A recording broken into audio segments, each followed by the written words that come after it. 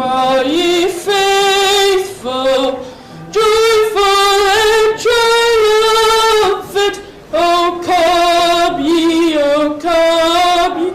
to Bethlehem.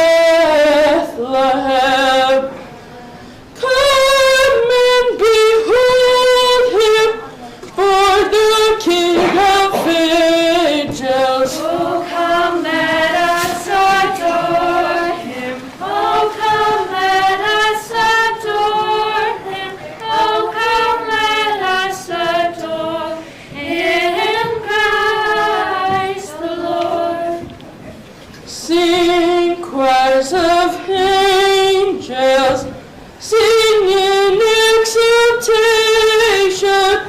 Sing, O ye citizens of heaven above. Glory to God, glory in the highest. Oh, come, let us adore him. Oh, come, let us adore him. Oh, come, let us adore him, Christ the Lord. Yeah, Lord, we greet thee, born this holy morning. Jesus, to thee be glory given. Word of the Father, now in flesh appearing. Oh, come, let us adore him. Oh, come, let us adore him. Oh, come, let us adore him, Christ the Lord.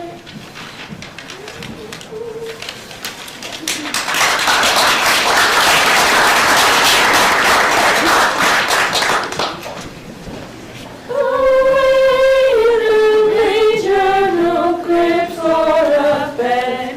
The little Lord Jesus laid down his sweet head.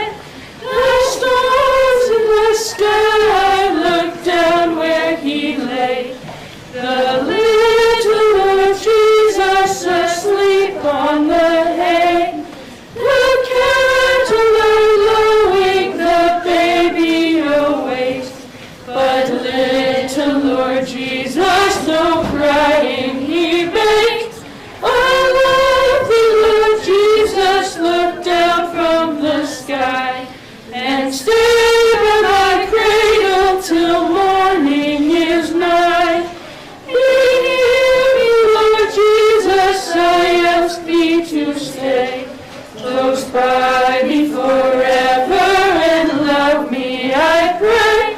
Bless all the dear children in thy tender care, and take us to heaven to live with thee there.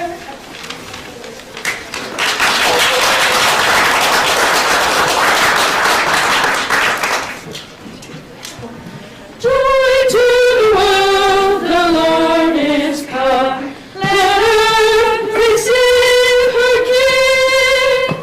Let every heart prepare him room.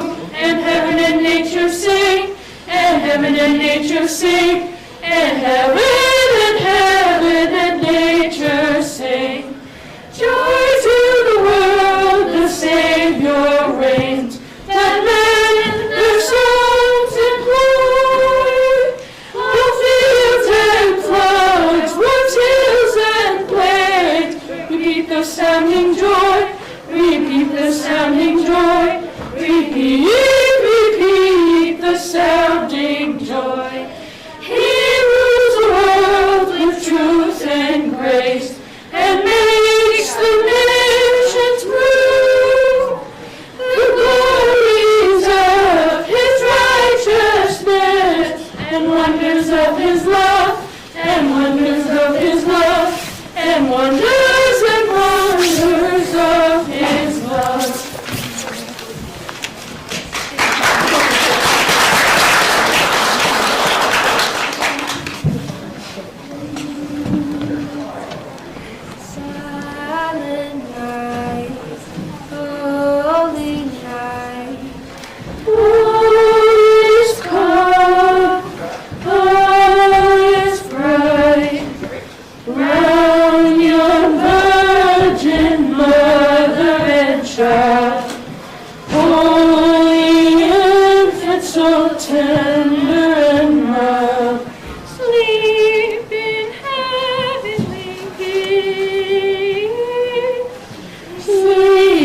in heavenly peace. Silent night, holy night, shepherds wait at the sight, glory scream from heaven afar, heavenly hosts sing hallelujah. Christ the Savior is born. Christ the Savior is born.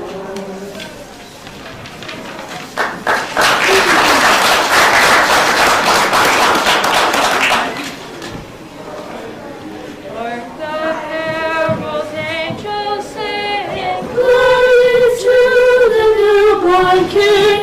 Peace on earth and mercy mild, God and sinners reconciled. Joyful all ye nations rise, join the triumph of the skies. We the angelic host proclaim, Christ is born in Bethlehem.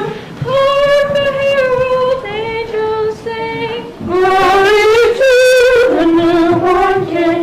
Christ by highest heaven adored, Christ the everlasting Lord, late in time behold him come, offspring of the Virgin's womb, veiled in flesh the Godhead see, held incarnate deity, with his man with men to dwell. Jesus our Emmanuel. Hark the herald angels sing, Glory to the newborn King.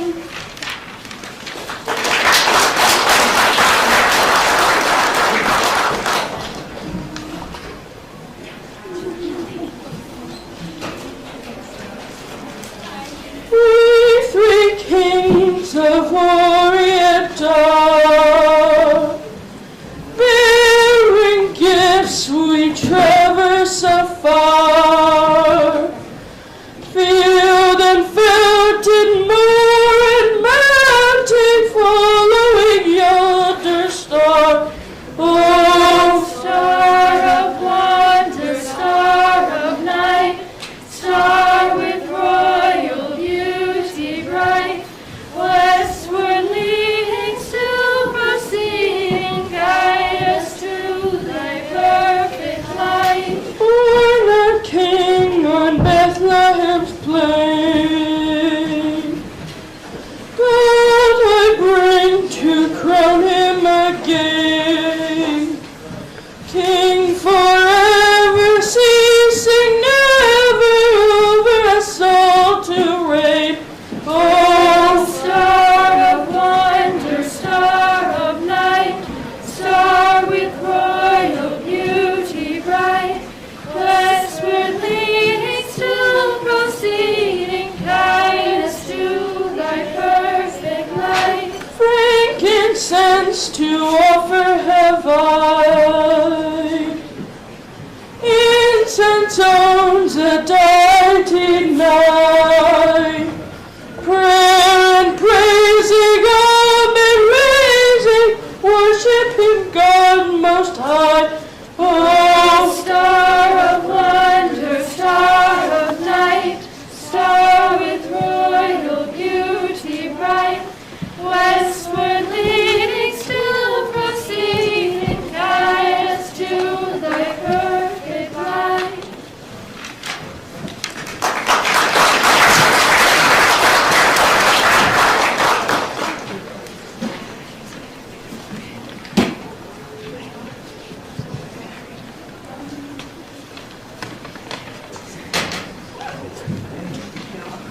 Angels we have heard all night, sweetly singing o'er the plains and the mountains.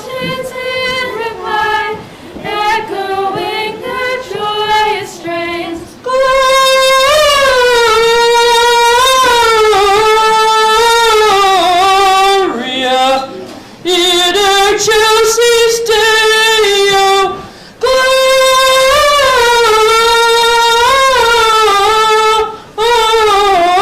Gloria in excelsis Deo.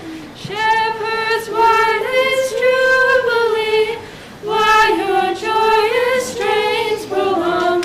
What the gladsome tidings be, which inspire your heavenly song?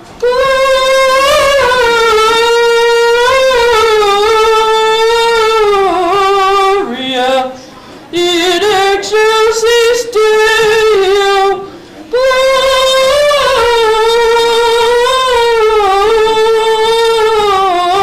Gloria in excelsis Deo. Come to Bethlehem and see him whose birth the angels sing. Come adore on bended knee, Christ the Lord, the newborn King.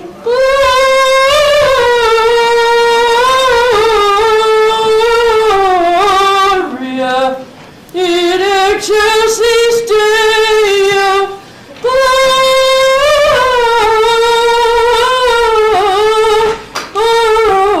Gloria in excelsis Deo.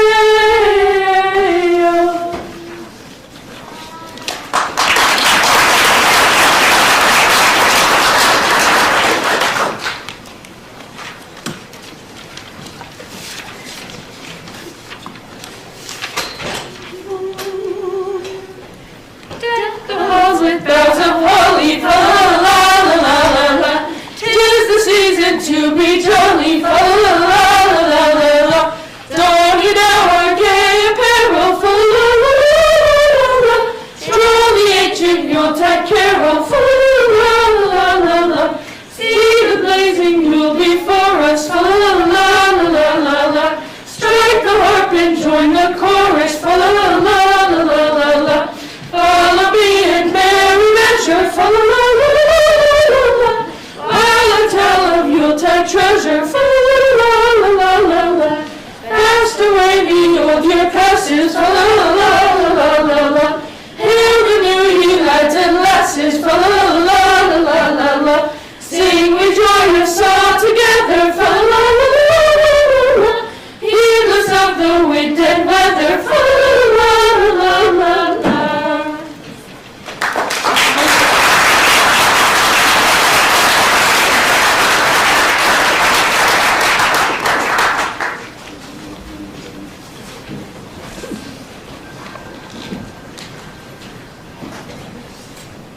Oak Park Theater Company would like to acknowledge and honor the land on which we gather, the traditional and ancestral lands of the Anishinaabe, Cree, Oji-Cree, Dakota, Dene, and Métis nations.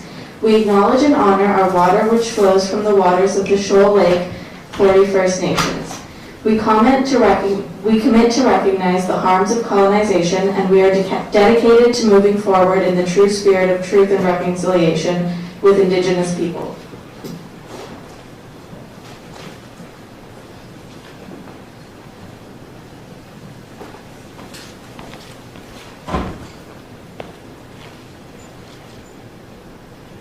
My word, I love Christmas.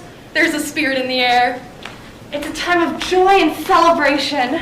It is a time when people are more kind and more considerate. Well, most people, that is. Quite right.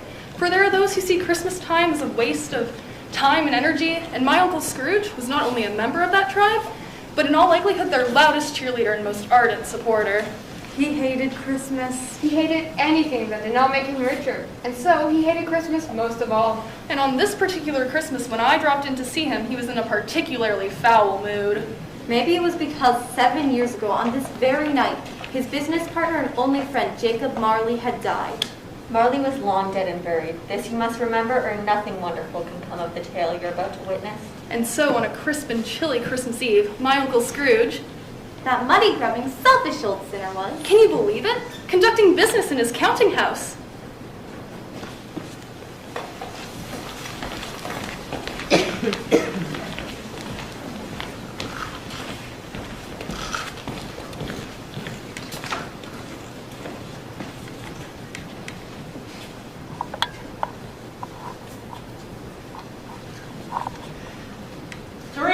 $100,000. My word. Fair profit, I dare say. Wouldn't you, Mr. Bentley? Nice and tidy sum to a record year, Mr. Scrooge. Yes. Yes, indeed. And to add to our success, I have a couple of business proposals I'd like to make. There's a lot of money to be made around the pond, and of course there's that new internet thing. That interests me. There's a hunger for information, and the web offers an abundance of such resource. A man willing to invest, wisely, mind you, would be rewarded, I would think. Without a doubt, sir. Shall we discuss the opportunities at length? Nothing would please me more, Mr. Scrooge. Unfortunately, I have some urgent business across town. I am available tomorrow. On Christmas Day? Most certainly on Christmas Day. It's a day like any other as far as I'm concerned. I should be asking for work. Oh, my feelings precisely, Mr. Bentley. I sense we're kindred spirits when it comes to business. Well then, until tomorrow then. Good day. Cheerio. Good day, Mr. Scrooge. Mr. Scrooge, is Mr. Granger here to see you? Well, show him in. Must be clients waiting. Right this way, sir. Good afternoon, Mr. Scrooge, and Merry Christmas. How do you do, Mr. Granger? I understand you have some business to propose. Yes, the business of charity, sir. Charity? Yes, it's the business of everyone. Are there no prisons? There's plenty of prisons, sir. And the chain gangs are still in operation, I take it? They are, but I wish I could say they weren't. I'm very glad and relieved to hear it. From what you had said, I was afraid that something had been keeping you from your useful work. Well then, good day, sir. But Mr. Scrooge, those institutions hardly furnish any Christian cheer of mind or body to the multitude. And so at this time of year, a couple of us try to scrape together some money to buy the poor some meat and drink and means of warmth. Because now is a time above all others when abundance is rejoiced and want is more keenly felt. What can I put you down for? You may put me down for nothing. I don't make merry myself at Christmas, and I certainly can't afford to make idle people merry. But Mr. Scrooge, there's so much suffering in the world. So let them suffer, thereby decrease the surplus population. Mr. Scrooge, you can't be serious. And Mr. Granger, it's not my business what happens to these people. They care little for me, I dare say.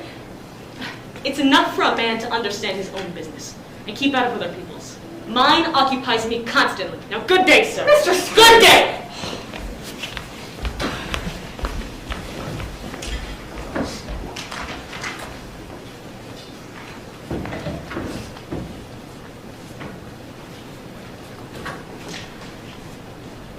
Merry Christmas, Uncle Scrooge! God save you! Look, Christmas a humbug? Uncle, you don't mean that, I'm sure. I most certainly do. What right do you have to be so merry? Poor enough as it is. Come now, what right have you to be so miserable? You're rich enough. What else can I be in a world of fools such as this? If I had my ways, every idiot who went around with a Merry Christmas on his lips would be boiled in his own pudding and buried with a steak holly for his heart.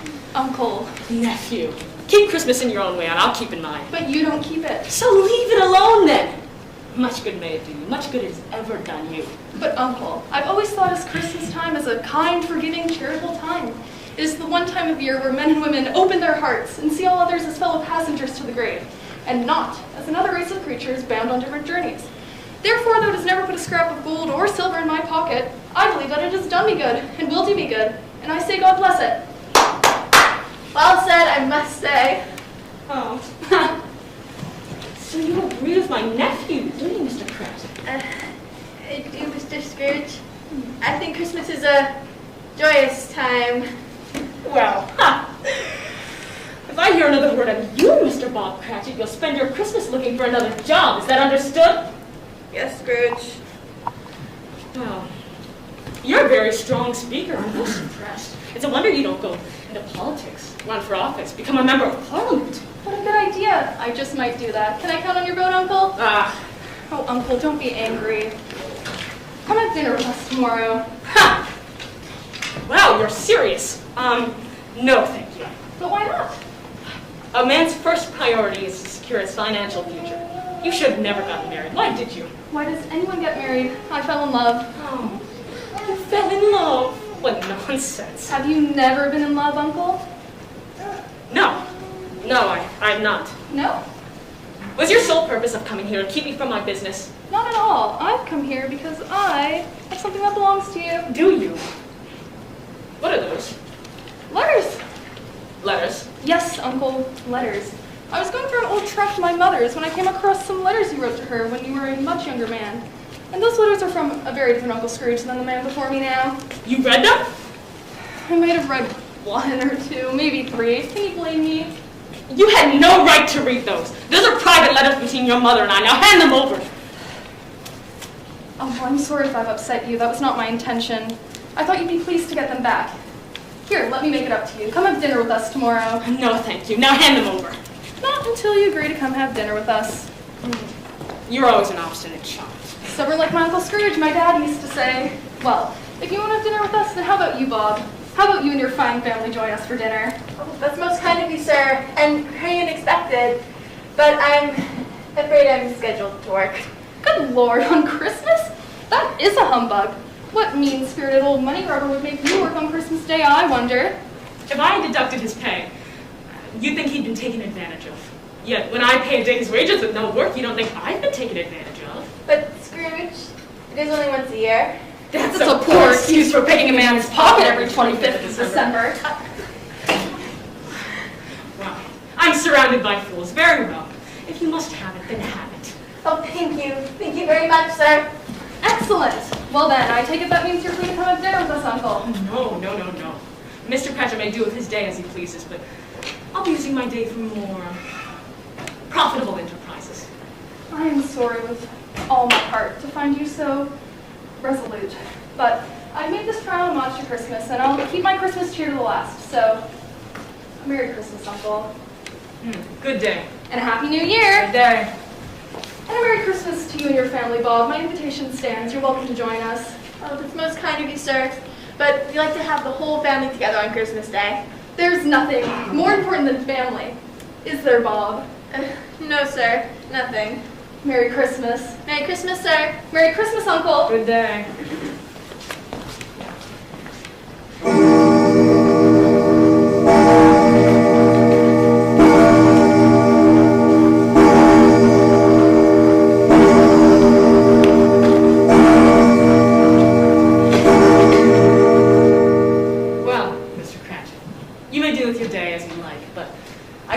All the earlier the following morning. Is that clear? Quite clear, Mr. Scrooge. Thank you.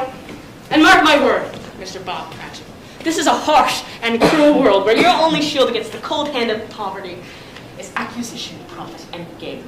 What's Christmas time to you but finding yourself another year older and not an hour richer? Yes. Good evening, Mr. Scrooge. Good day.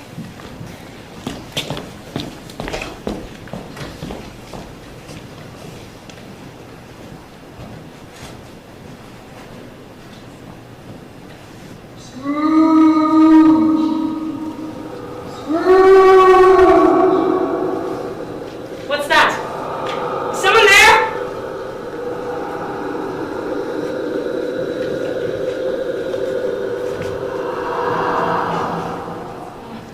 I'm warning you. I'm armed. Yes, I'm armed. Come out from the shadows, whoever you are.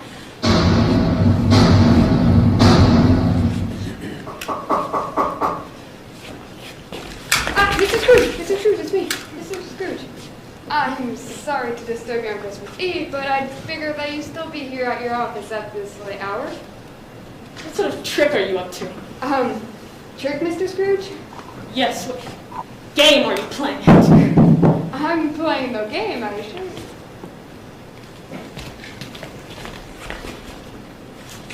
Is something wrong? Wrong? No. No, nothing's wrong. Mr. Harrington, I understand you're here to make a payment? Yes, well, I've run into a bit of a problem, you see, and I need some sort of arrangement for an extension, Mr. Scrooge. The terms of the loan are quite clear when you sign them. Yes, of course, sir, but it's not easy to find work at the moment, and if I could just have a little more time. I'm good for it. I'm a hard worker. Well, none of this is my concern, Mr. Harrington. You must pay off your loan and do so in a timely fashion, or forfeit the collateral in which you've offered yourself. Or you could find yourself in my lawyer's office. There's no court in the land that won't rule in my favor. Maybe so, sir, but that doesn't make it right. I have the right to the money you owed me. But, Mr. Scrooge, I'm sure you've seen through tough times and have been needing a helping hand from time to time. God helps those who help themselves. Good night, Mr. Harrington. A full payment is due by the end of the year. We're always so cold and unfeeling of a man, Mrs. Scrooge. You may find me cold and unfeeling, but I venture to say I'm a man of my word. A man whose word carries weight. A man whose word allows him the ability to strike a deal and back it up with his signature. My signature means something. Yours, on the other hand, if you continue to handle your business dealings and your financial obligations in such a manner, is soon to be worthless. Now, I'm off to the Knight's Head for a well-earned and well-deserved supper. Good night, sir.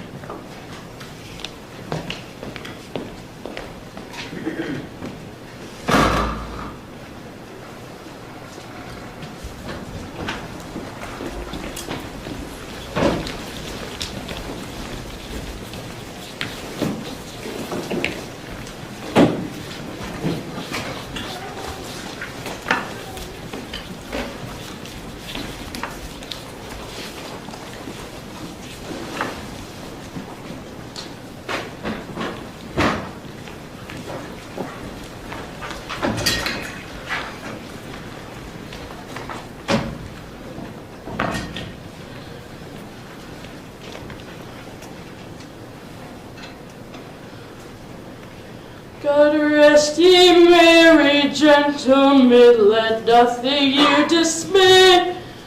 Remember Christ our Savior was born on Christmas Day. To save What are you doing on my doorstep? Singing, sir. Singing? Yes, sir. You wouldn't happen to have any change, would you, sir? For two per voice you sang to make a few letters? Singing is not something I wish to pay for. Now get out of here. Go! Get! Before I call a cop. You want money, you should earn it. Go work at a coal mine or something.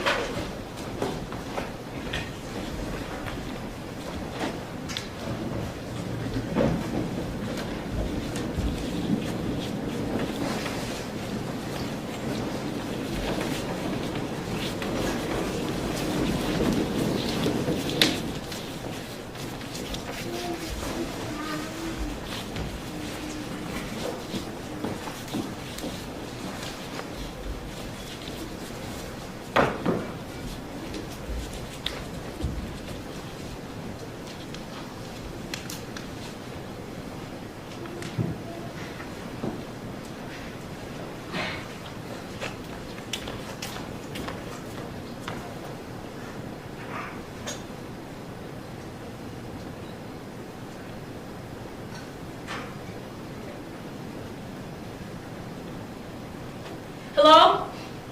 Is anyone there? Oh, Mr. Scrooge. I was just leaving. You're running rather late even for yourself, and I do have my own family to think out with it being Christmas and all. Now, I know it means little to you, sir, but we wives and mothers find ourselves very busy during the season with all the preparations to be done. It's a difficult time for me and my wife. Yes, we all busy ourselves with what we think is important, Miss Gilbert. Now, I've left your gruel in the kitchen and put a cover on it to keep it warm.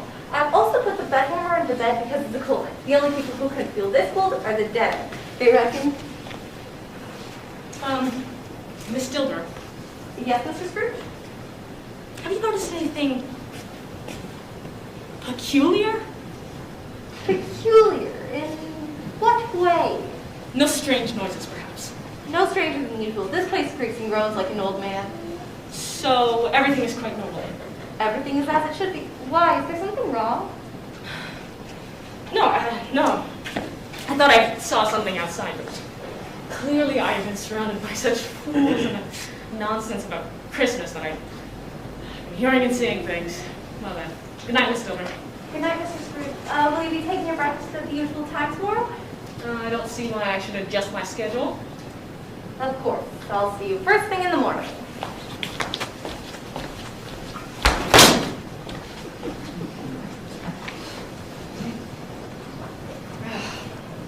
Christmas.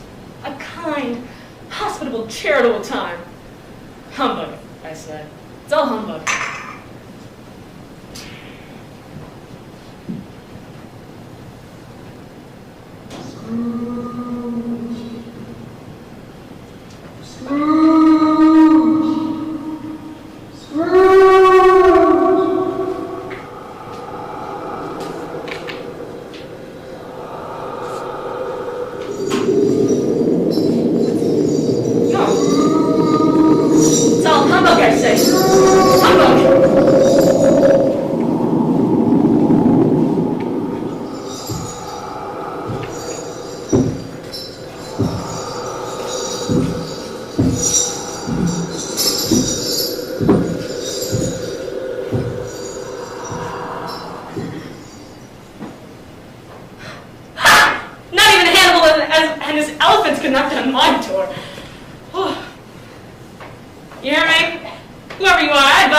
This place at once.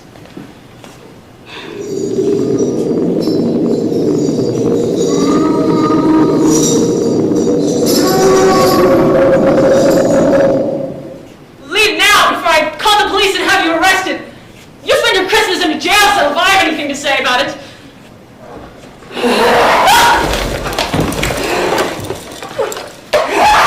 Good heavens!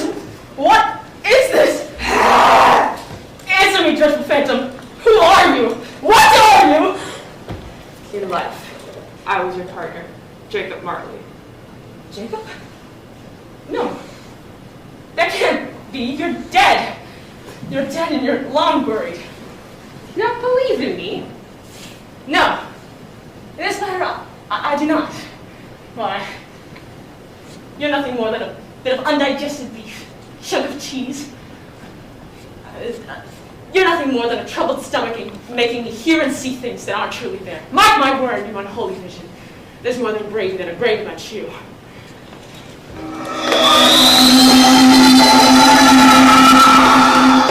Man of worldly mind, do you believe in me or not? I do! I do! I do. It is required of every man that the spirit within him should walk among his fellow men. If that spirit does not do so in life, it is doomed to do so after death. After death? Yes. And to wander the world without rest and witness what it cannot share, but might have shared in life, and turn to happiness. Why are you shackled? Who has done such a horrible thing to you? I have done it to myself. To wear the chain, I forged a knife. I made it link by link and yard by yard. The weight and length of the chain you bear yourself was as heavy and long as this, 7 Christmas Eves ago. You have lived on it since. Yours is a monstrous chain. No, Jacob, tell me it's not so. You were always a good man of business. Business! Mankind was my business. The common welfare was my business. Charity, mercy, forbearance, and benevolence were all my business. Please, have mercy, Jacob. I have none yet to give. But you may yet have a chance and hope of escaping my fate. A chance and hope of procuring that amazing. Oh, thank you, Jacob. You're always a good friend. You're to be visited by 3 spirits. Oh, to be haunted? Is that the hope that you had mentioned? It is. Jake, I don't know if I can do this. Could I not? If it's all the same to you, I'm not sure how much more of this I can take. Without your visits, you'll be doomed. I cannot hope that's on the path I tread. Doomed? Expect the first when the bell tolls 1. What sort of spirits are they, Jacob? Expect the second when the bell tolls 2. How will I know them? And the third when the bell tolls 3. What sort of things will they do to me? I can say no more, I can stay no longer. Remember it, Ebenezer, for your sake, what has happened between us.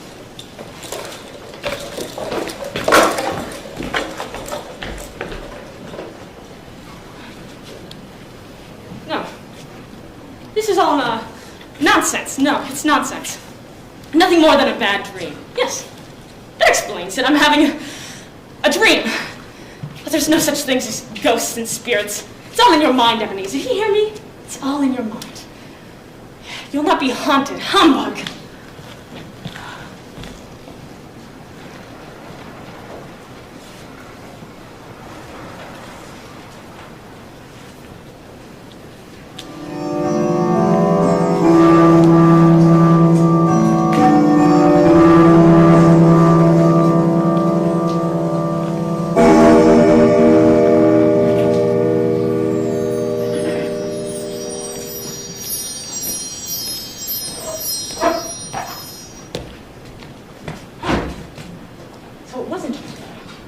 Are you the spirit whose forthcoming was told to me? I am. Who are you? What are you? I am the ghost of Christmas past. Long past? No, your past. My past? Why my past? For your welfare, come with me, Ebenezer. I have much to show you.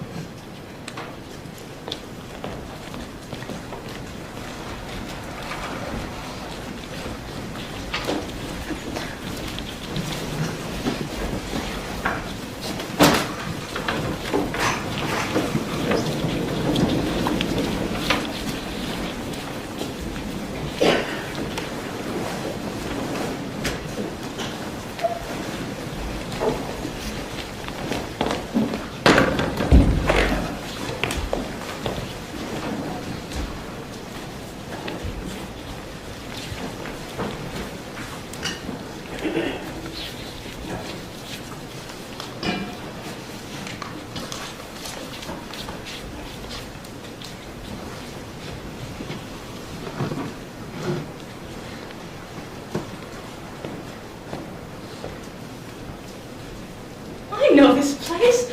I grew up here. This is where I was a boy. William, you're cheating. That's William Turner. He was always getting in trouble, that one. Nothing serious, mind you, just boyish mischief. These are the shadows of things that have been. They cannot see us, nor can they change our influence. Wimp. Charlie. And that's Charlie Campbell. Oh, he was very smart. Top of his class he was. How good it is to see them. How happy they are. Not a care in the world, dear lads. Enough of you boys. Off you go to your rooms. Come, Ebenezer. The school is not yet deserted. A solitary child neglected by his friends is left there still.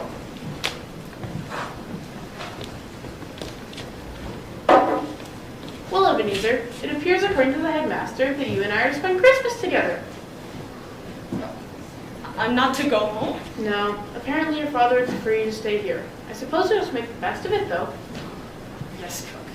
I like to spend my holidays reading. It's the only time of year when I'm not in the kitchen cooking for you lot, and I can enjoy some quiet solitude. I do hope you will spend your time in such a manner as this. I can have the headmaster select a few books that might be of interest for a young boy your age, Robinson Crusoe and the like. You may take your meals with me to the kitchen instead of the dining hall, if that is agreeable. Yes, cook. Oh, come now, Ebenezer. You may not be home for Christmas, but you still have a roof over your head and food. There are many in this world with far less than that. If you wish to have more, though, then I suggest you put your nose to the grindstone, boy. God rewards those who work hard, and he punishes those who don't. Yes, cook. What is the matter? Nothing. Nothing. There's a boy at my doorstep last night. And you're reminded of him? He was singing a Christmas carol. Yes. It's just, I should have given him something, I suppose, but if I were to give every man, woman, and child that fell upon hard times my money, what would be left for me? We can give more than just our money, Ebenezer. We can give our time and our labor to help those in need. But that's not my business. If not yours, then whose? Come, Ebenezer, let us see another Christmas. Oh, your brother. Fan? Yes. Oh, Fan, I've missed you so. How good it is to see you. I've come to bring you home. Home, little Fan? Yes, home and all. Home forever and ever. But how? Father's changed. Oh, has he? I'll believe it when I see it. but he has. He's become so much kinder than he used to be that home's like heaven. Is it? That's a blessing. Last night, Father spoke so kindly and gently to me when I was going to bed that I wasn't afraid to ask him once more if you might come home. And he said, yes, you should, you must. And he sent me in a car to bring you. Can you believe it? Hardly, but I'm very happy nonetheless. Isn't it wonderful? It's extraordinary. But first, you are to be a man and to never come back here. But first, we are to spend Christmas all together and have the merriest time in all the world. Well, you're quite the woman, little fan. Come on, Ebenezer. She was always a delicate creature whom a breath might have withered. Yes. She was so kind and generous. She didn't have an enemy in the world. And she died a woman. Yes. And too young at that. I ask you, what kind of God allows that? She had children. One. Your nephew, Fred. Yes. He is not so unlike his mother in appearance nor disposition, is he? That's true, he's not. But men need to be tough to get ahead in this world. I tried to teach him about hard work and the industry, but my advice seems to have little effect upon him. It goes in one ear and out the other. I'm sorry to say this, but he is a fool, and he always will be so. And yet, he seems happy. Come, Ebenezer, there is more for you to see.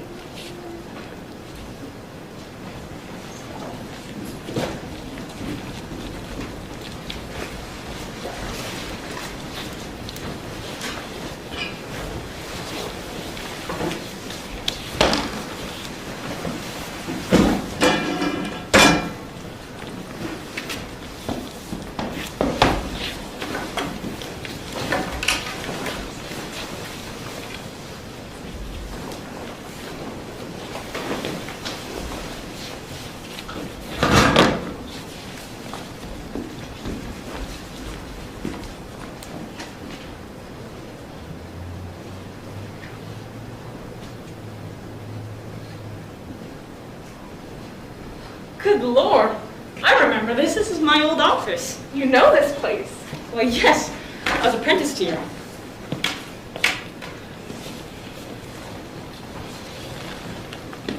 Oh, look.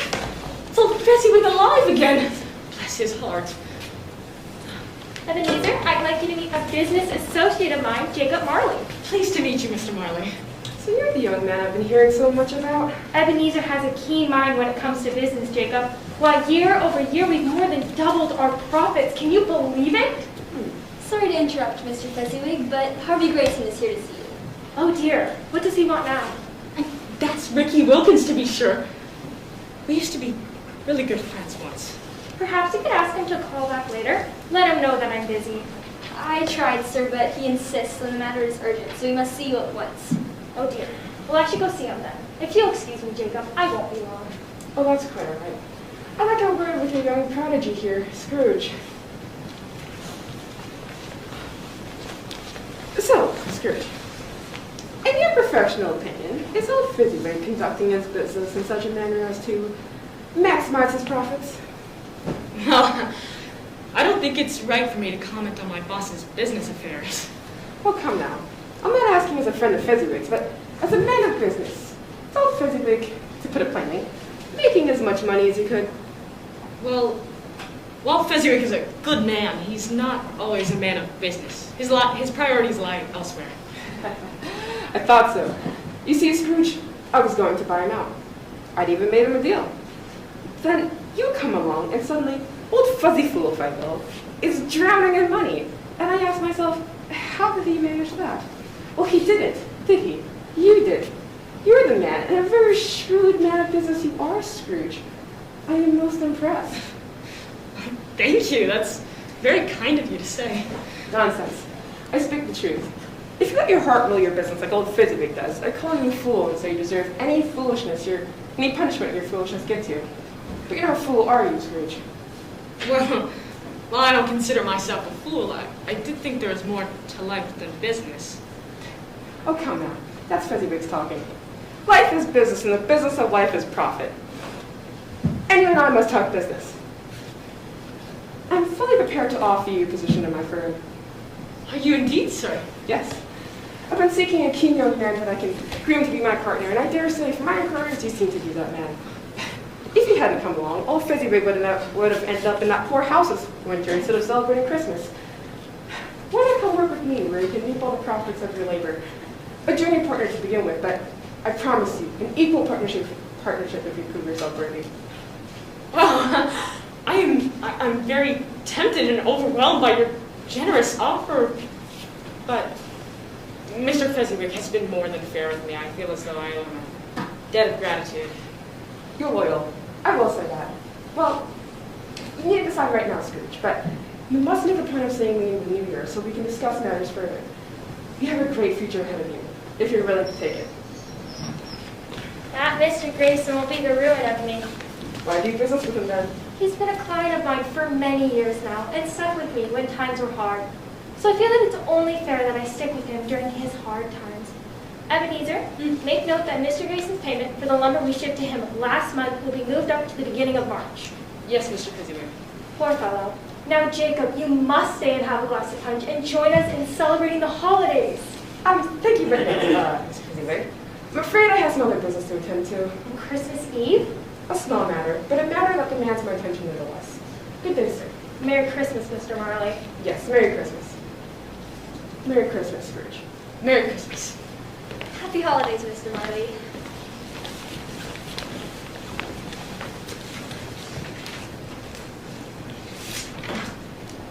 Here it is, Christmas Eve, and we're still sitting at our desk. That will never do. Come on, Ebenezer. Come on, Ricky. It's time to forget all about work and have some fun.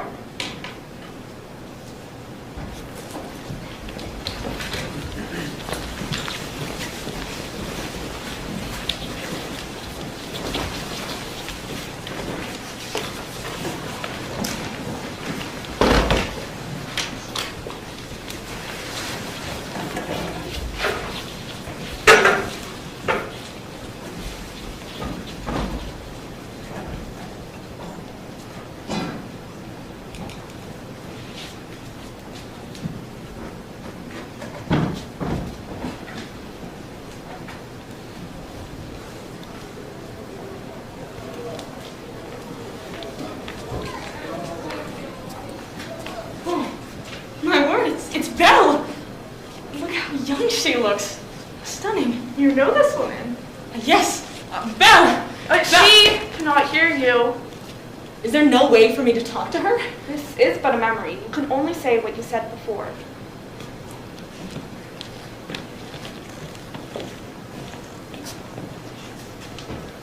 Why, husband, you never told me that our dear Mr. Scrooge is such a astonished dancer. Yes, my dear. It would appear that young Ebenezer has the feet for dancing as well as a head for business. What more could you ask for in a husband? I wonder, Belle. Now, we shouldn't be spying on the young couple. It's a little... It's creepy.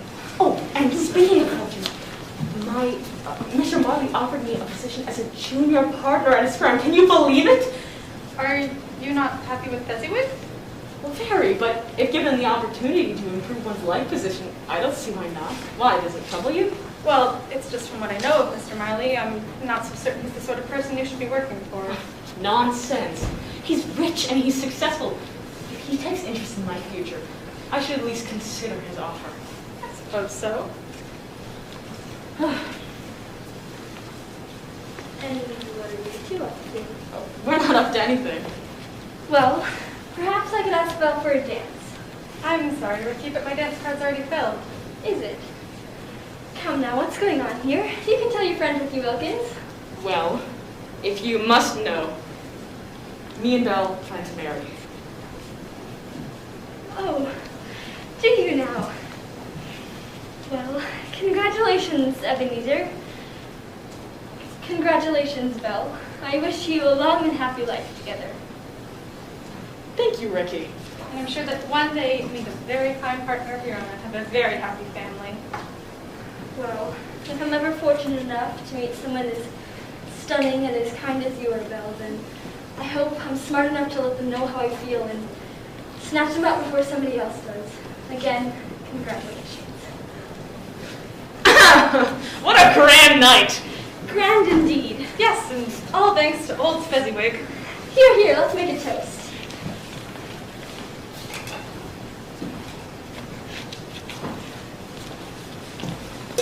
To To our dear Mr. Fezziwig. May he have a long life and may great successes follow him for the rest of his days. Well said. Agreed.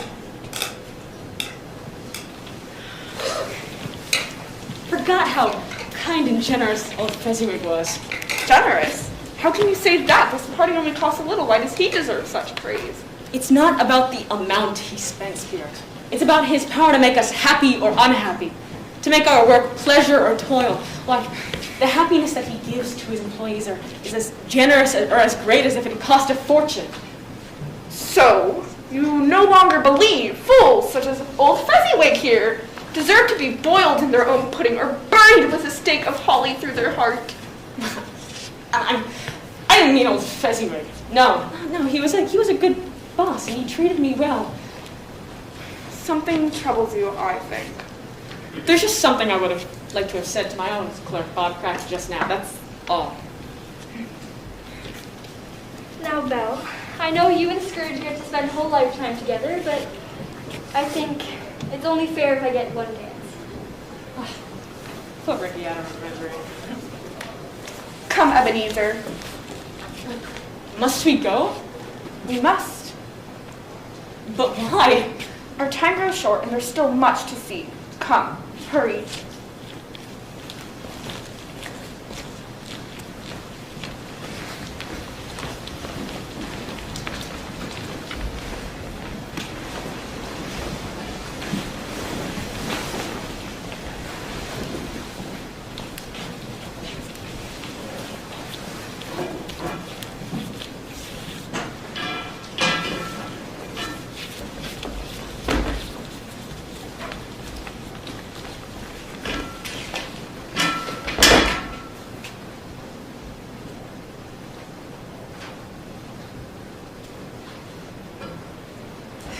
Are you quite satisfied, Mr. Fezziwig? You offered me a great deal more than this amount 5 years ago, Mr. Marley. But that was 5 years ago, and your financial situation has changed. You won't get a better offer than that. Do you remember this? I do. Join them.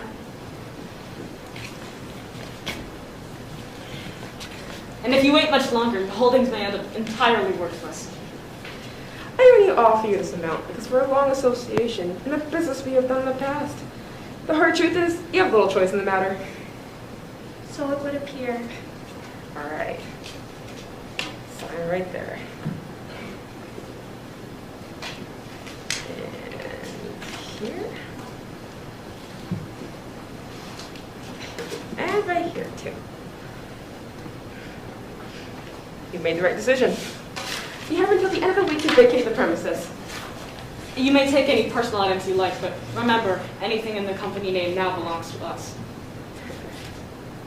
Oh, cheer up, old man. You're not completely without means.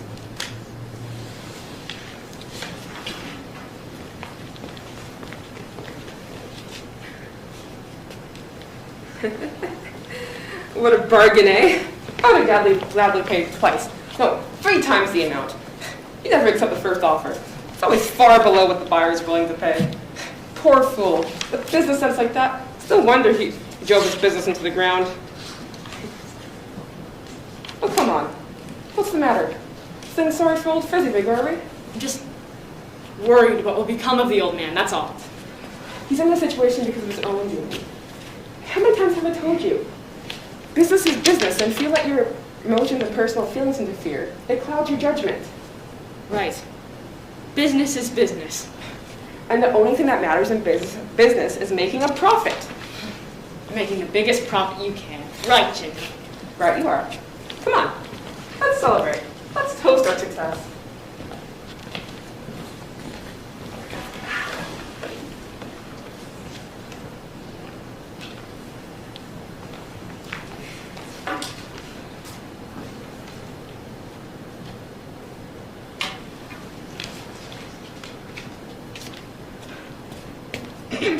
Scrooge. No, Spirit, I can't do this again. You've lived this already. See it through.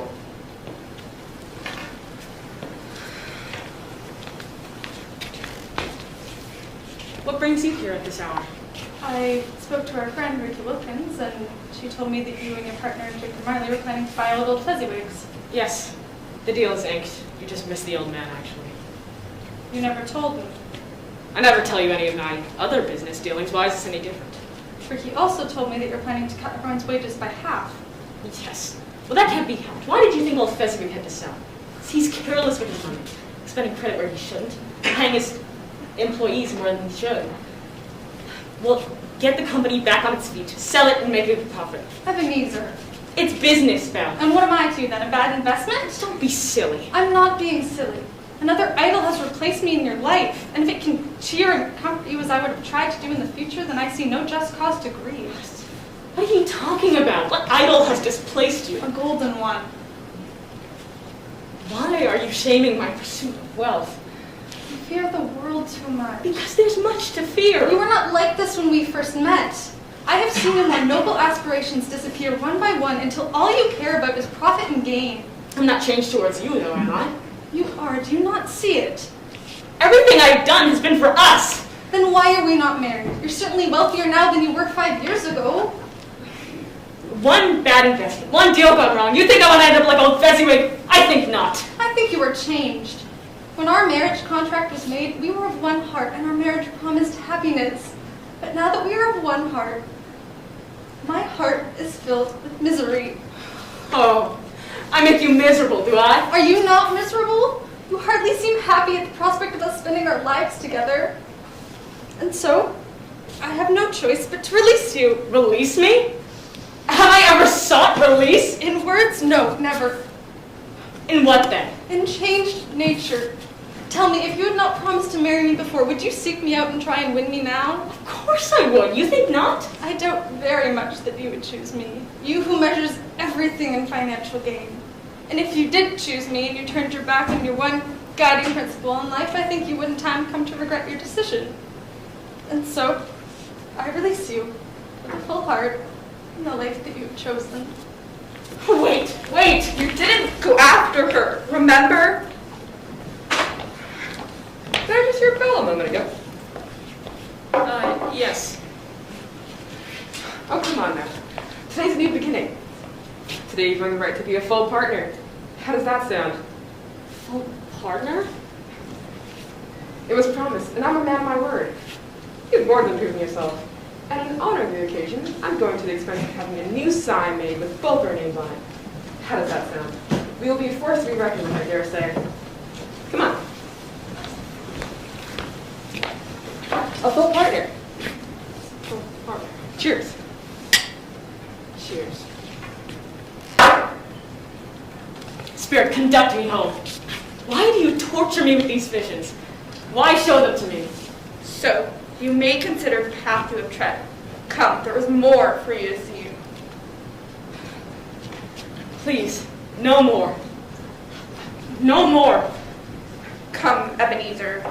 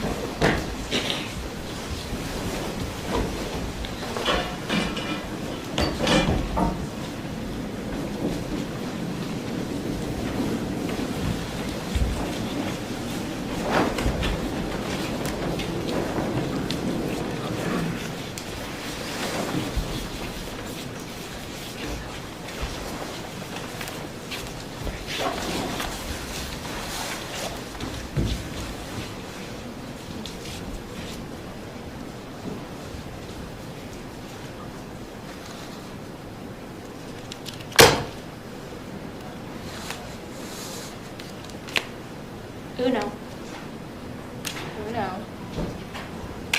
All right, you two, time for bed. Do we have to? Yes, it's well past your bedtime. But we're not tired. Can't we just have 5 more minutes? You've already had 3 extra minutes. Can we please just play one more game? More games tomorrow, my dears. Now off to bed. We will be up shortly to kiss you goodnight. But I'm hungry.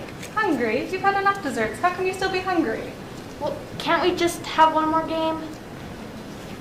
Don't worry, I'll take care of them.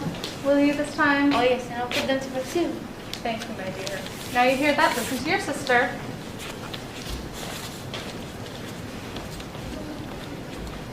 What a wonderful day. You know, I saw an old friend of ours this afternoon. Oh, who? Guess. Guess, how can I? Oh, come on, be a sport. Well, all right, then give me a clue. Okay, I'll give you just one. Humbug. Oh. Him. It was him. And how is Ebenezer?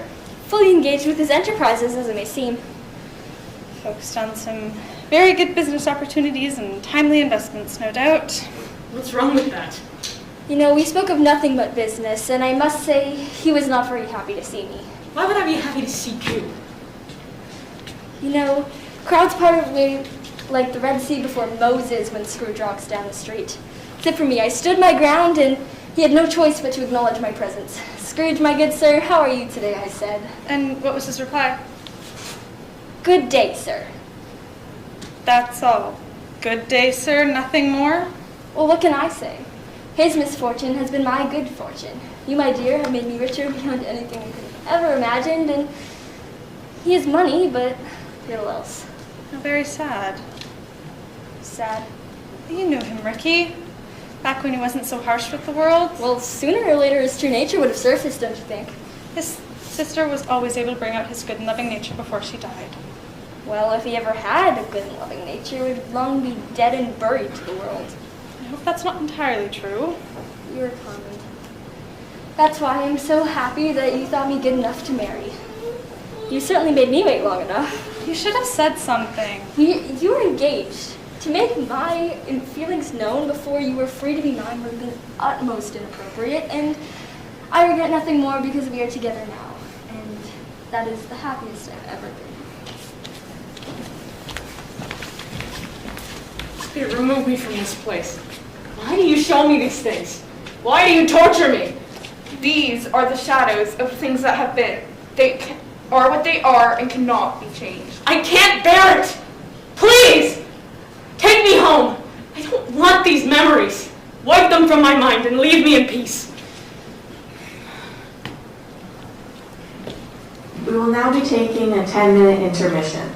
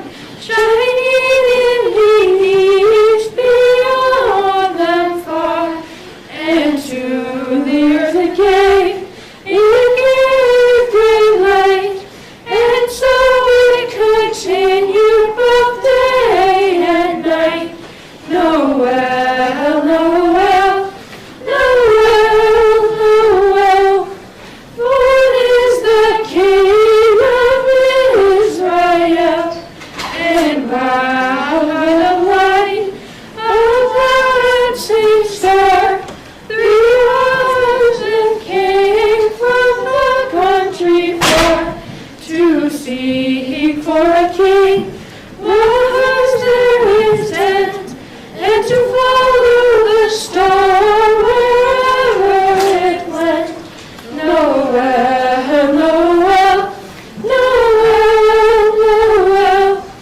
Lord is the King of Israel.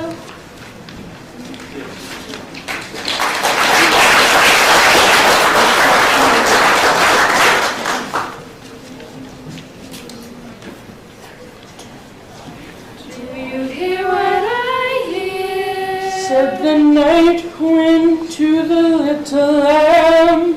Do you see what I see? Do you see what I see? Way up in the sky, little lamb.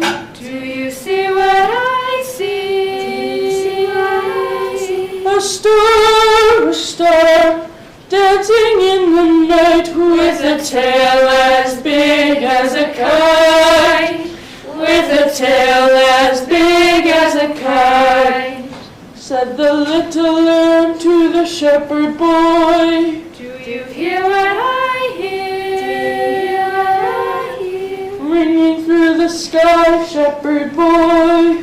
Do you hear what I hear? Do you hear what I hear? A song, high above the trees, with a voice as big as the sea. With a voice as big as the sea. Said the shepherd boy to the mighty king. Do you know what I know? Do you know what I know? In your palace warm, mighty king. Do you know what I know? Do you know what I know? A child, shivers in the cold. Let us bring him silver and gold. Let us bring him silver and gold. Said the king to the people everywhere. Listen to what I say. Listen to what I say. Pray for peace, people everywhere. Listen to what I say. Listen to what I say. The child, sleeping in the night, he will bring us goodness and light. He will bring us goodness and light.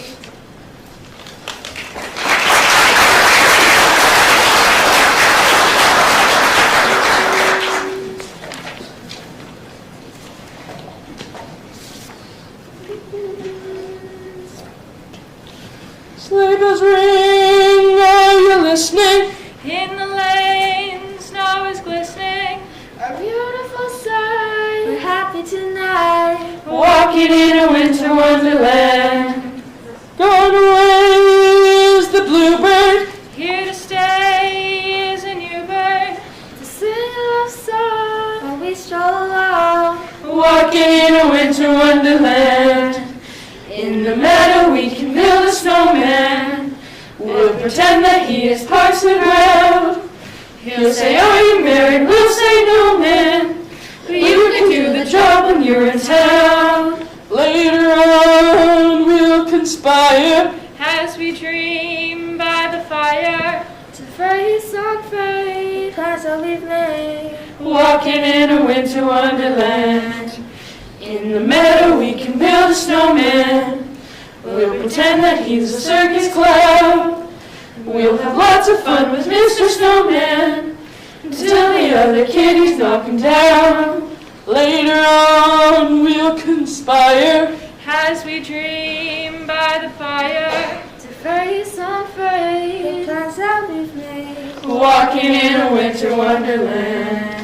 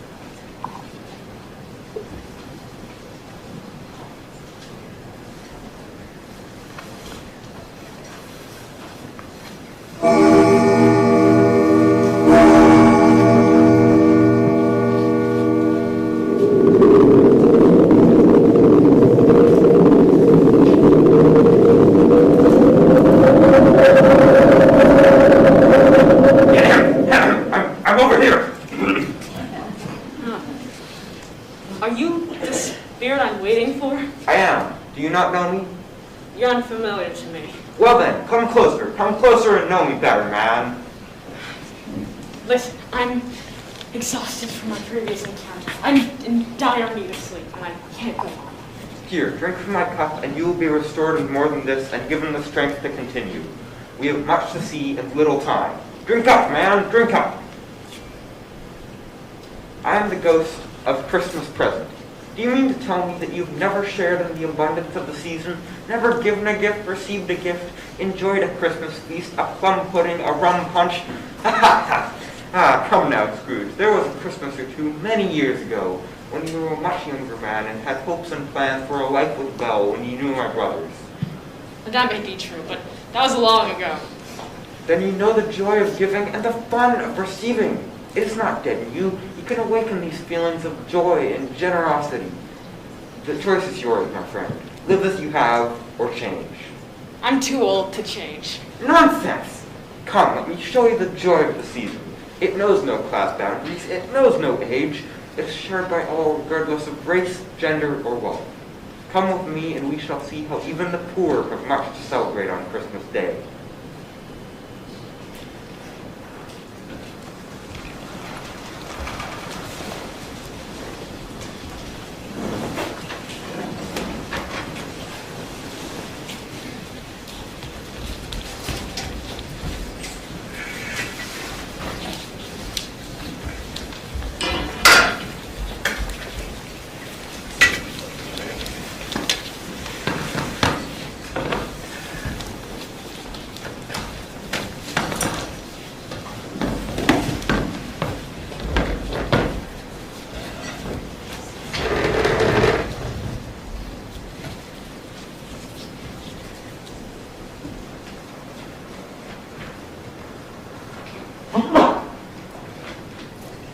Where is this place? This is the home of your clerk, Bob Cratchit. It is a modest dwelling, but a happy one.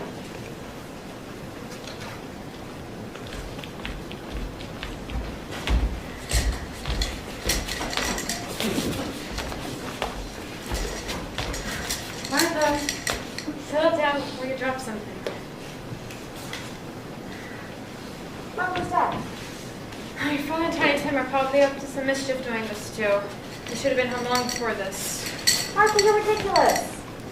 You think after 2 dance classes she'd be able to pull the beats? Come on, Mom. I'm awesome. Yeah. You were really late today, dear.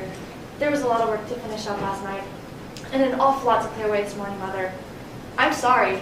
I came as quickly as I could. You're here now. Just sit down and warm yourself.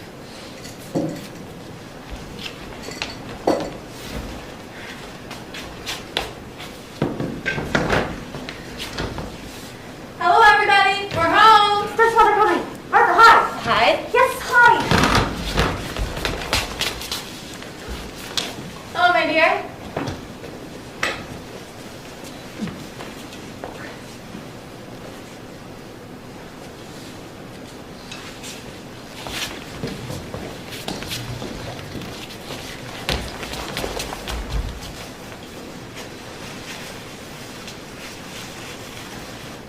My name is Happy Christmas, Mother. Yes, Happy Christmas indeed. How are you, my dear? Great God, you and Tim are finally home. It all smells delicious, doesn't it, Tim? Yes, Father. No. Where's our Martha? Not coming, I'm afraid. What? Not coming? Not coming on Christmas Day? Has something happened? Yes, something has. Well, what is it? What's happened? Martha has been summoned to the Buckingham Palace. To meet the Queen? Oh, has she indeed? It's quite true, Father. They sent the carriage and everything. Lucky Martha. And she's to have Christmas dinner with the Queen, no doubt. I wonder what they'll have. Whatever it is, it won't be near as fine a feast as the one your mother has prepared for us. I'm sure of that. That's true. How horrible. Poor Martha, stuck having Christmas dinner with the Queen. This will never do. What are you going to do, Father? Why, the only thing I can do. I'll have to invite the Queen here for Christmas dinner so Martha can be with her family. Are you really going to invite the Queen? Oh, don't be silly. I'm not being silly.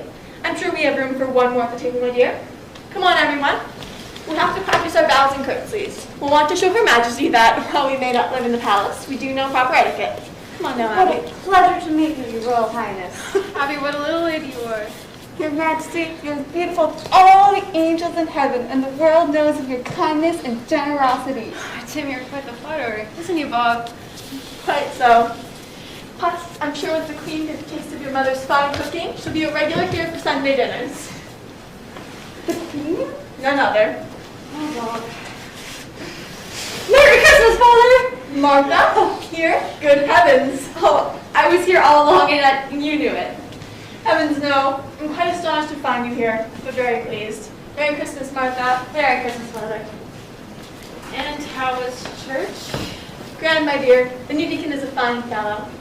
Did anything interesting happen? I'll let Tim tell you. Well, it was no big deal. I just gave my seat up to an elderly woman. But Tim, didn't you need it? It was fine. You weren't really, but you made it through.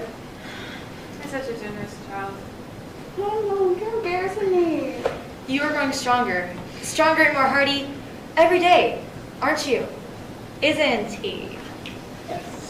Well, let's eat, shall we?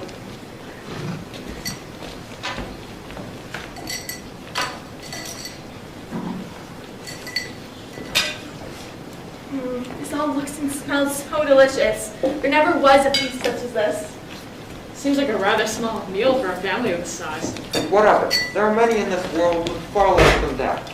God rewards those who work hard, and he punishes those who do not.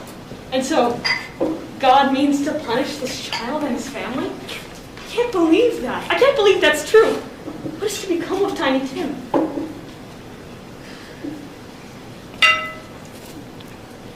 I see a vacant seat in the poor chimney corner, and a crutch without an owner, carefully preserved. These shadows remain unaltered by the future. The child will die. Die? No. No, the ghost of Christmas past couldn't do anything, but we're here in the present. Surely you or some other emissary from your realm could provide for the boy. The power to change the world lies not in my realm, but in the realm of the living.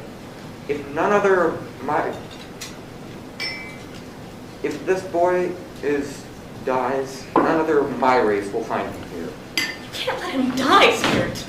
It can be helped. Why not let him die and thereby decrease the surplus population? You use my own words against me. And why not? For who are you to judge what men shall live and what men shall die?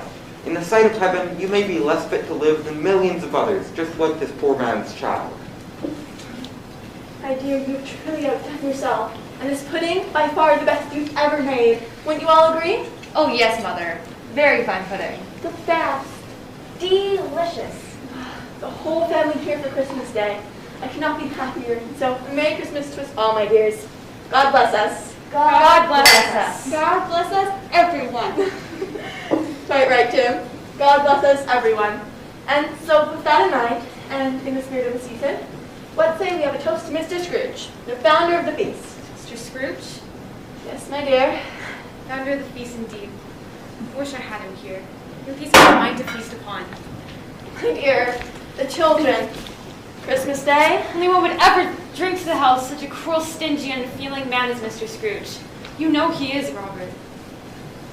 My dear, Christmas. A kind, forgiving, charitable time. Very well. I'll drink to his health for your sake in the case, but not for his. Long life to him. Merry Christmas. Happy New Year. Be very merry, very happy, I have no doubt. Mr. Scrooge. Mr. Scrooge. God bless Mr. Scrooge. Well, let's say we have a song. How does that sound? Jingle bells. What a good idea. Yes, jingle bells. All right, jingle bells it is. Dashing through the snow in a one-horse open sleigh, over the fields we go, laughing all the way. Bells on bobtails ring, making spirits bright. What fun it is to ride and sing a sleighing song tonight. Oh, jingle bells, jingle bells. Come, let us visit your nephew and see how he celebrates the season.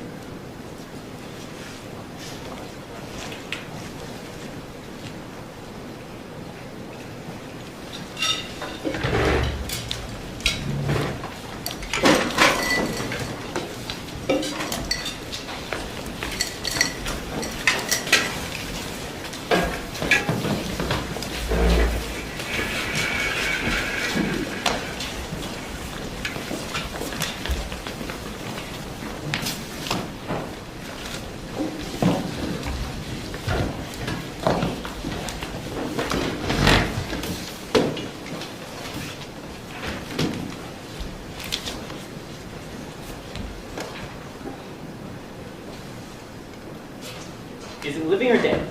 Yes or no questions only, remember? Right. Is it living? Yes. Is it an animal? Yes. Is it a cow? Moo! No. Come on. Does it live in the country? No. In the city then? Yes. Does it growl? Oh, yes. Is it a dog? Woof! No. Is it a cat? Meow! No. Oh, it's a rat. Ooh, is it a rat? No. Is it a horse? No. It's a jackass. Is it a jackass? Yes and no. Huh. Oh, I know what it is. It's your Uncle Scrooge. Yes! When I saw him yesterday, he said that Christmas was a humbug. Can you believe it? More shame on him. And he believes it too, poor fellow. That's certainly true.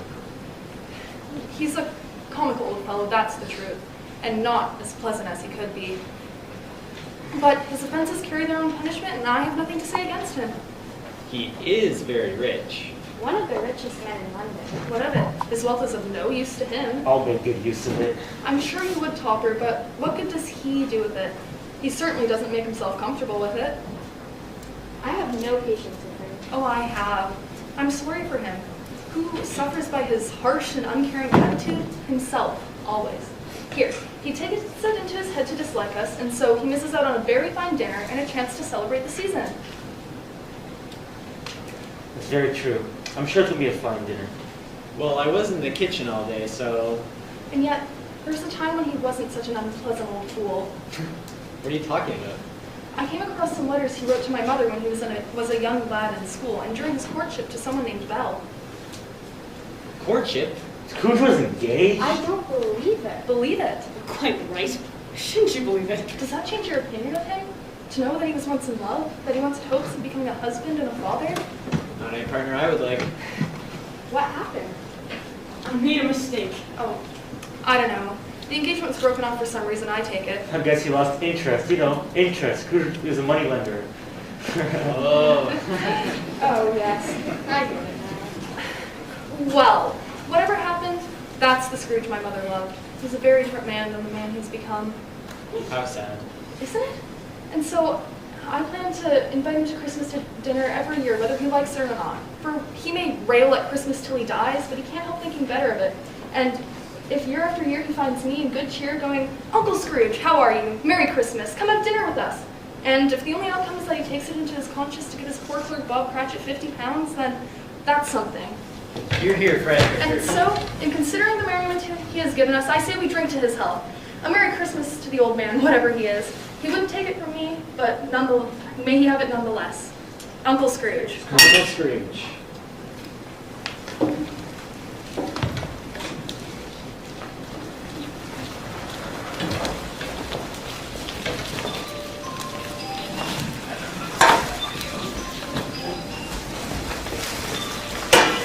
Your nephew with such contempt, and yet he drinks to your health. He wishes you well. He invites you to dinner. My nephew is young. When you're young, you don't always understand how cruel the world can really be. Just because the world can be cruel is no reason for you to be. Spirit, I didn't want to mention this earlier, but I've noticed that you're aged. I am. My life upon this globe is very brief. It ends tonight. No, I don't want to be left alone. Is there nothing more you can show me? There is one thing more you must see.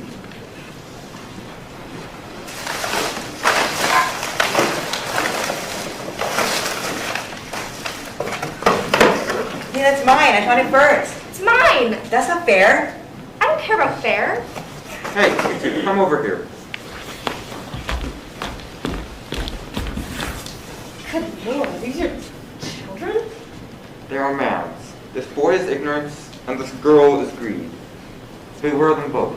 But most of all, beware this boy. For if he is allowed to grow unchallenged, he will bring this world nothing but doom. Those who know him well live in fear and act out of fear with violence and hate. If you meet this boy, speak against him and all that would use him.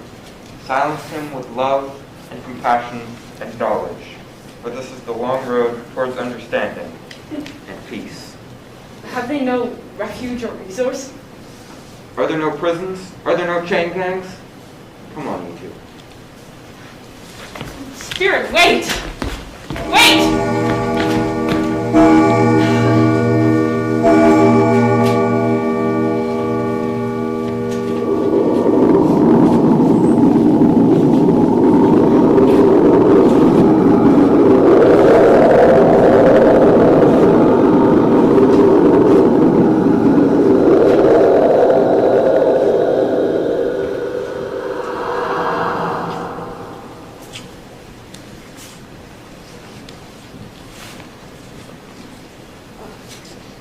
Are you the ghost of Christmas yet to come?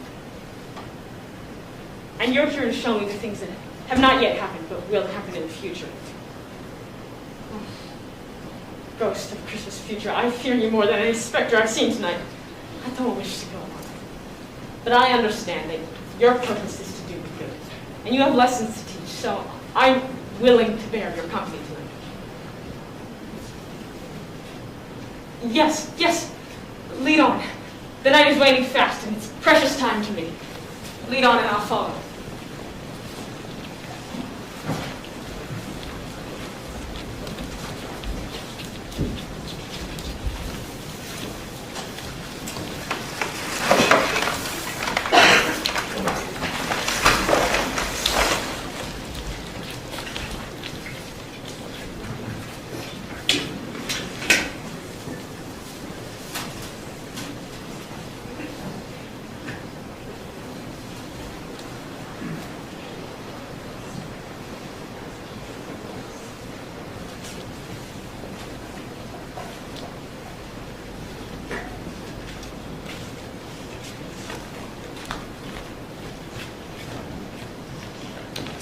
What are your plans for the holiday?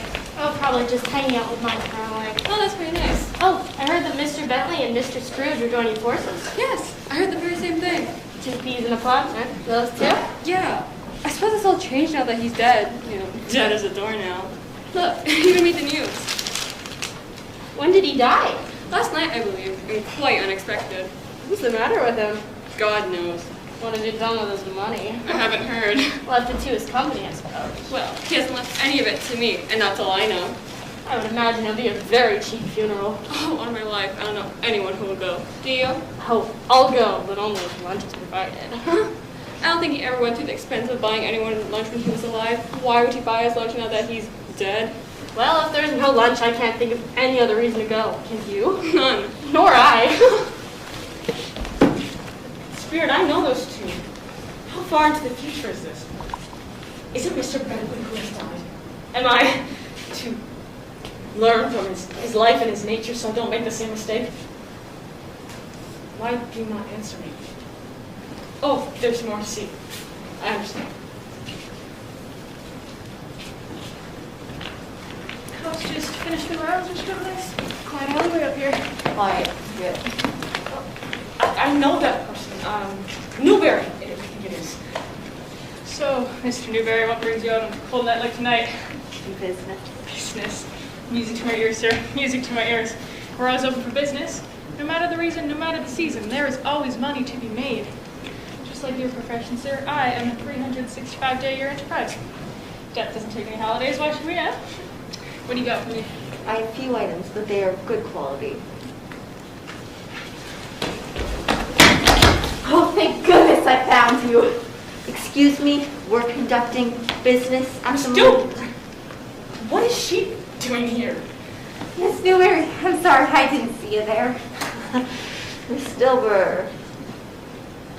Merry Christmas to you. Yes, Merry Christmas. Fancy us meeting up here? If I'd known you was coming here, we could have split a cab ride, I suppose, eh?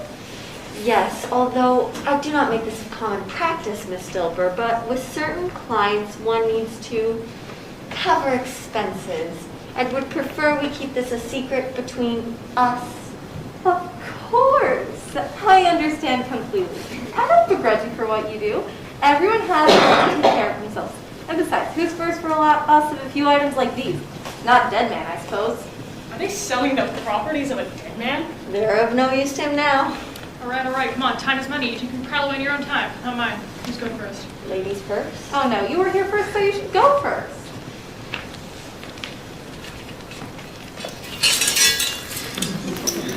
Let's see, high quality, huh? That's what you said? Yes, that is a very fine pencil case. A lot of these around nowadays. They're not worth as much as they used to be. This watch, pure gold. Plated, I think. If you think otherwise, you can take it back. Let's see. 4 trophies. Is that it then? That's it.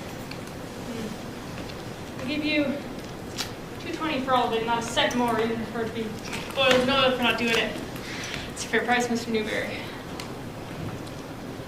$2.50 and I'll throw in the jacket.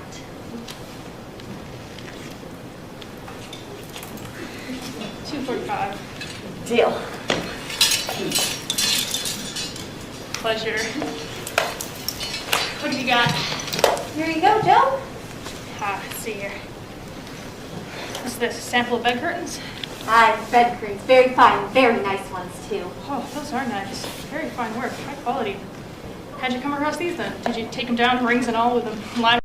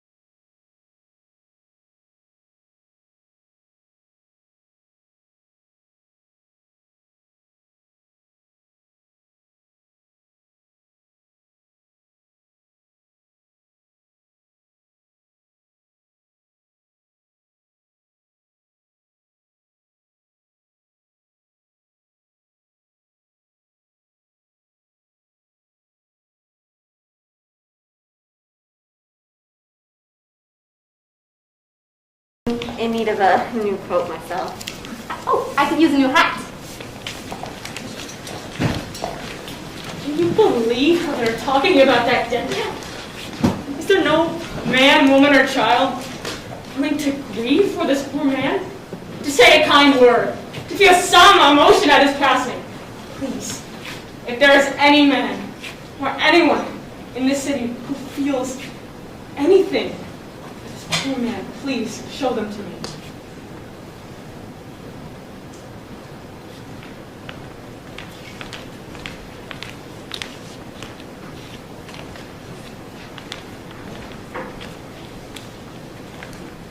You were gone so long that I was worried. Yes? Well, I'm here now, my dear. And I have very good news for you. Tell me, what has happened? What has happened is, you're no longer to be in shame. He's dead. Dead! Yes! Oh, Thomas, this is, as you say, although I regret to repeat it, good news. Very good news. For us, God forgive me. Yes. Well, the cleaning lady. The one that denied me to see him when I wanted to get a week's delay for our debt.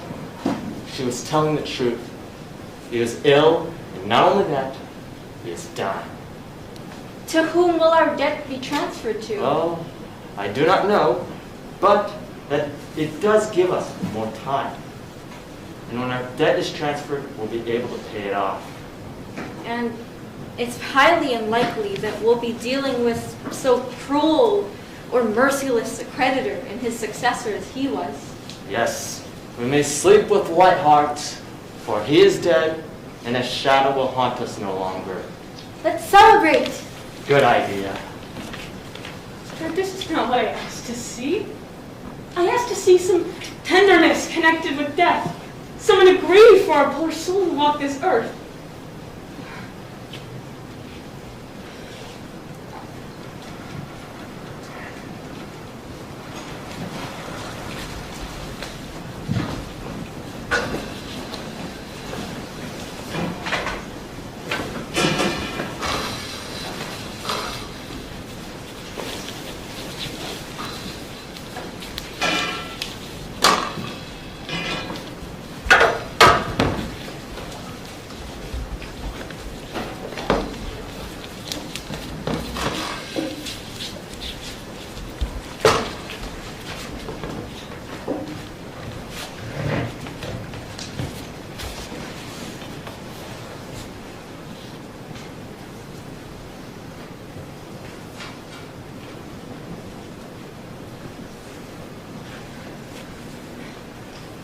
The Cratchit's house.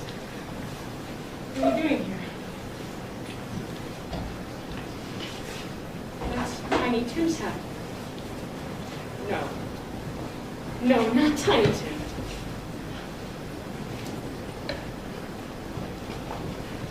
I read of a man who stood to speak at the funeral of a friend. He referred to the dates on her tombstone from the beginning to the end. He noted that first came the date of her birth and spoke of the following date with tears. But he said what mattered most was the dash between those dates. Very nice, Abby. What a fine voice you have. Very nice, Martha. You must read to your father when he gets home. Yes, mother. He is very late. It's well past his time. He seems to walk so much slower these last few evenings, Mother. Yeah, but I've known him to walk very fast with Tiny Tim upon his shoulder. Very fast indeed. Me too. But he was very light to carry, and your father loved him so that it was no trouble. No trouble had all. Hello, my dears. Ah, there's your father at the door. Hello, Father. Father. So glad you're home. As am I, my dear. What have you been up to? Reading and drinking tea? Yes, we have. What took you so long? I was making some final preparations. I wish you could have been there, my dear. It would have done you good to see how green a place is. How peaceful. But you'll see it often.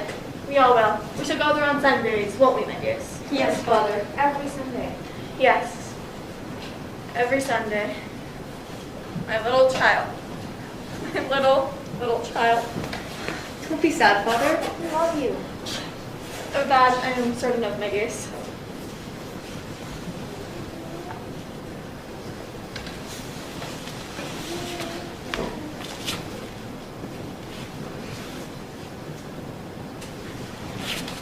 You know, I was on my way to church when I ran into Scrooge's nephew, and seeing that I was not myself, he asked me what the matter was. I'm hardly sorry for your loss, Mr. Cratchit, he said, and hardly sorry for your good wife. If there's anything I can do to help, pray come see me. Sure he's a good soul? You would be sure of it, my dear, if you were to speak to him. He's as kind-hearted and loving as Scrooge is cold-hearted and bitter. You know, I wouldn't be surprised, mark what I say, if you were to get Abby a better situation. Is that Abby? And Abby will be keeping company with someone and setting up for herself. And what's wrong with that? Not a thing. You're a beautiful young lady and a good person. And one day, if you're lucky, you'll meet someone nice that you want to spend your life with. Quite true, my dear. Though there's plenty of time for that. And I know that in the future, whenever and however we part from each other, no matter the reason, we shall never forget our little Tiny Tim, or this first party amongst us. Never, Father. And I know that we shan't quarrel easily amongst ourselves and forget our little Tim in doing so. No, never, Father. I'm so very happy. So very, very happy. I shouldn't be here. I should let this poor family grieve in peace. Spirit, I sense our party's at hand and I don't know why. Please, just show me the man who has died.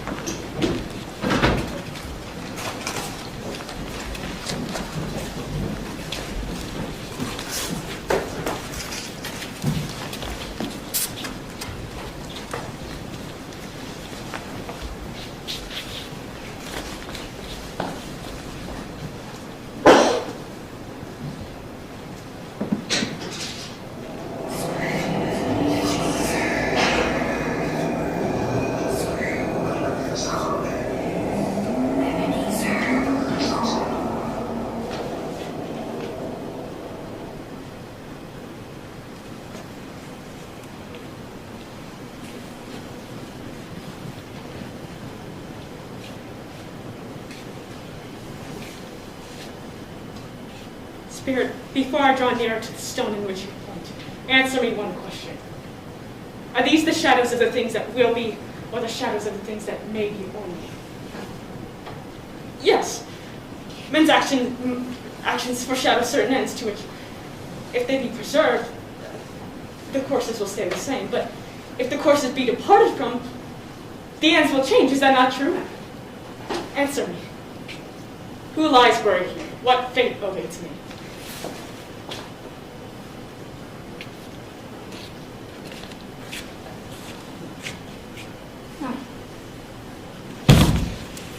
No! No, please! I'm not the man who once was! Please, assure me that I'm yet to change the shadows you've shown me by an altered light. Why would you show me these things if I can't change them? Please, forgive me. I'll honor Christmas in my heart. I won't shut out the lessons of this night. I'll live in the past, present, and future. All three spirits shall strive within me. I can sponge away the writing on this stone.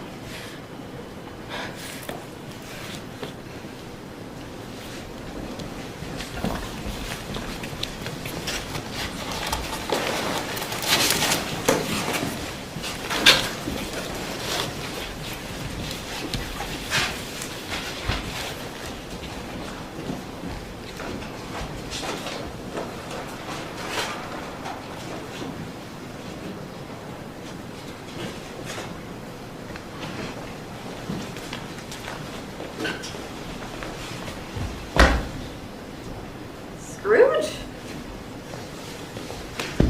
Scrooge? What are you doing on the street?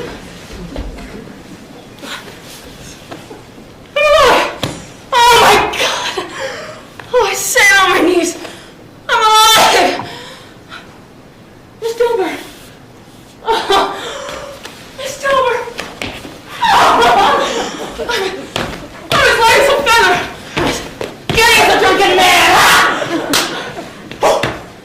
And I'm here, and you're here, and the shadows of the things that would have been will not be, and I'm certain of that! Oh, sir. Oh, yes, and here is where I saw the ghost of Jacob Marley. The ghost of Jacob And Marley. over here is where I saw the ghost of Christmas past. Long past, no, my past. Christmas past? And here's where I saw the wandering spirits. Wandering spirits, sir? Yes. I'm sorry if I scared you. Get yourself together. I don't know what you're talking about. I'm talking about Christmas, Miss Dilbert. The joy of the season. I'm sorry if I scared you. Are you quite all right? Yes. I've never been better. What are you doing here on Christmas Day? You told me to come in at the usual time tomorrow. Oh. Well, tomorrow is today. And, Right. I'm sorry. I'm sorry that I asked you to do that. You don't have to come in. Really? Yeah. Thank you.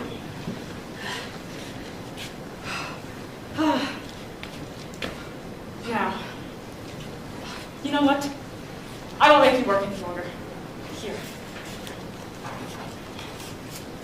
These $200 and spend it on your family this Christmas. Are you sure? This is a lot of money. Yes, I'm very sure. Thank you so much. Merry Christmas. Merry Christmas.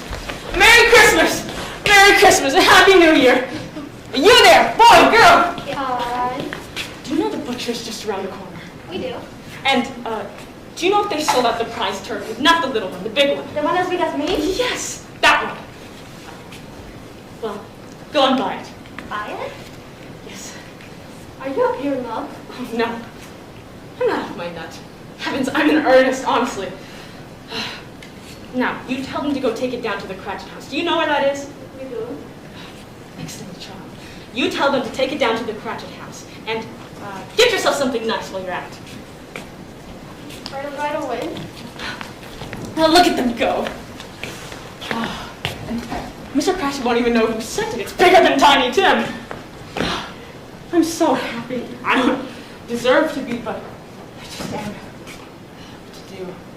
An entire day spending the season. A Merry Christmas! Merry Christmas! Happy New Year! Oh my dearest Mr. Granger, how are you? Mr. Scrooge? Did you succeed yesterday in raising your fund? Oh, that's very kind of you.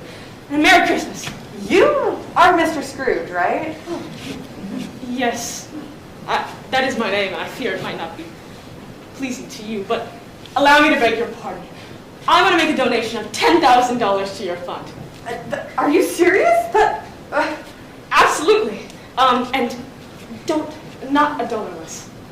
A great many back payments are included in it, and a great many donations are yet to come, I assure you. Will you do me that favor? Absolutely. I don't know what to say to such generosity. Don't say anything. And do include my partner Jacob Marley's name on it. It was all his idea, you see. Now, come into my office and I'll write you up a check tomorrow. Absolutely. Mr. Scrooge. Oh, I was just on my way to your office. Well, you can go to my office, but you won't find me there.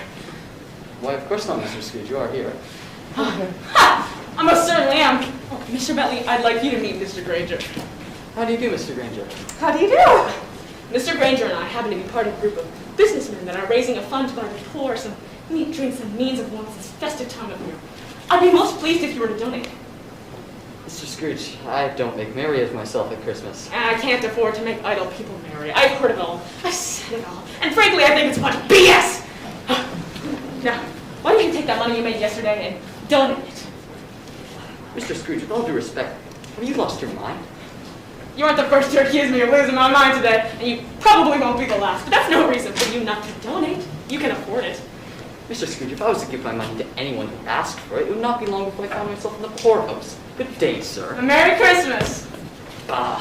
A Happy New Year! Humbug. Humbug indeed. He'd be a lot of work that much. But, oh, Mr. Granger, I have some ideas about creating a merchants association. You must come and see me in the new year, and we can discuss matters further. Absolutely. Thank you so much. Merry Christmas. Merry Christmas.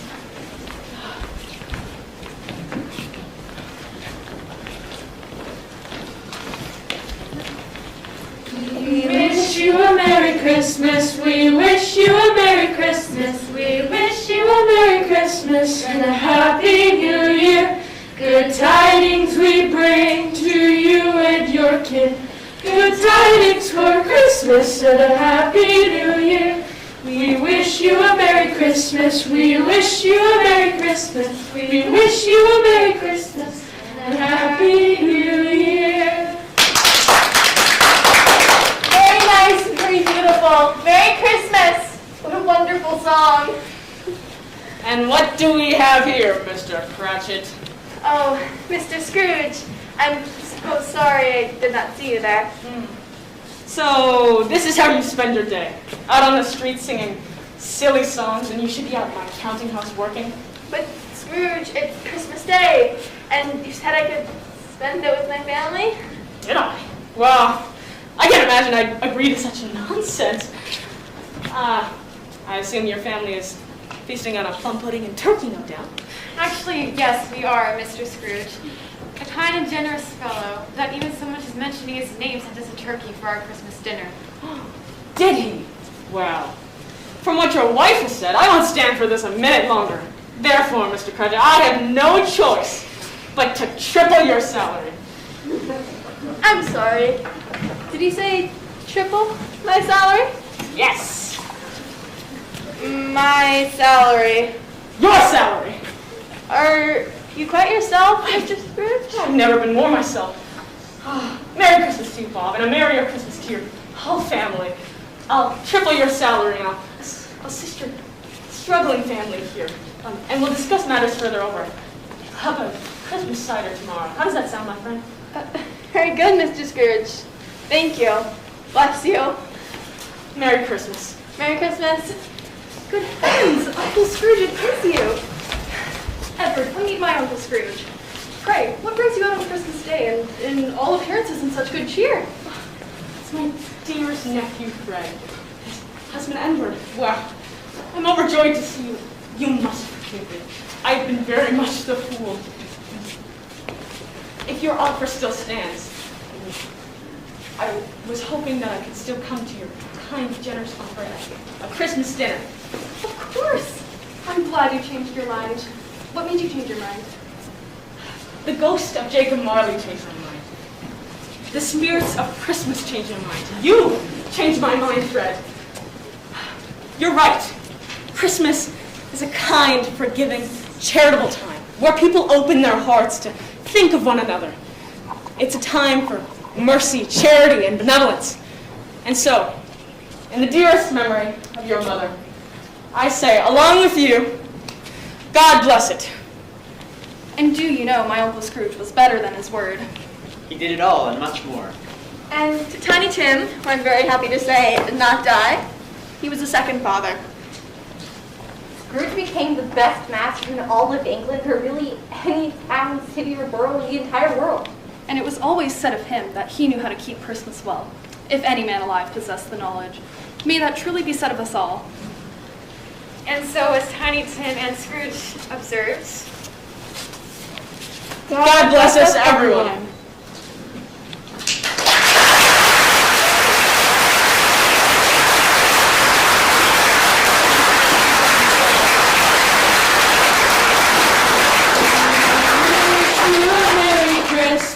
We wish you a Merry Christmas. We wish you a Merry Christmas and a Happy New Year.